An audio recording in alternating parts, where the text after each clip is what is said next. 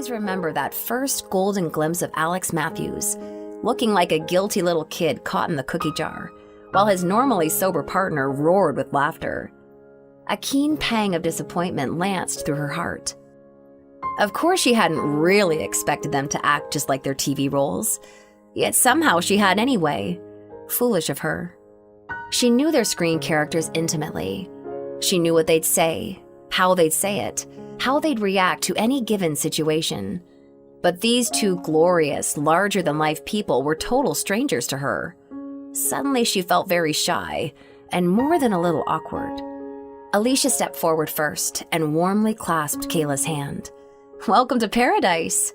She smiled, instinctively liking what she saw in the younger woman's crystal blue eyes. Or as we like to call it, the madhouse. "I see you've already met Jerry and Paul," she added, glancing past Kayla to the golden white beach, where their transport chopper was still idling on the hard-packed sand. "Don't worry, their bite isn't nearly as deep as they like to pretend." Alicia's grip was strong, yet somehow compassionate. Kayla felt her tense nerves relax slightly. "It's a pleasure to meet you, Ms. Huntington." She smiled and meant every word. Quinn McAllister had brought her back to life. Alicia's character, Mariah Connors, had given her courage and strength through those first long months when she'd been struggling to accept her grim new circumstances. Alicia heard the sincerity in her voice and remembered the rumors. Sometime soon they'd have to cozy up for a nice long chat. But in the meantime, "Allie, please," she urged, waving aside propriety with an easy smile.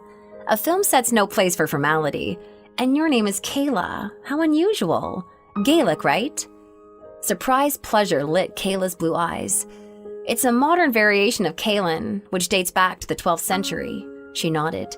"Caitlin is the more popular form, but..." "No, don't even get me started." She suddenly laughed, raising both hands in a warding gesture. "Ancient Celtic history and mythology are passions of mine. I could go on for hours." "You're the one she's here to see."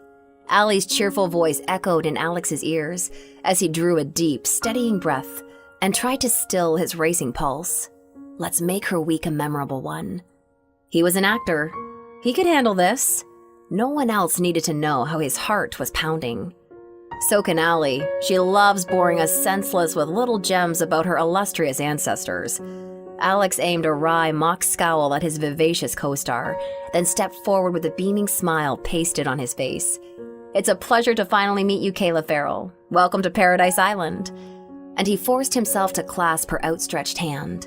Heat exploded in his palm and seared all the way up his arm and shoulder. Startled, he took a hasty step back. Whatever he'd expected, her skin was vibrant and warm from the overhead noon sun. He became aware of a fierce thudding in his belly, one that had nothing to do with the dreaded wheelchair, and everything to do with the heavy anvil still gut-punching him. Alicia's eyebrows rose slightly as hot color flooded Kayla's cheeks. So the sparks were already flying. How interesting!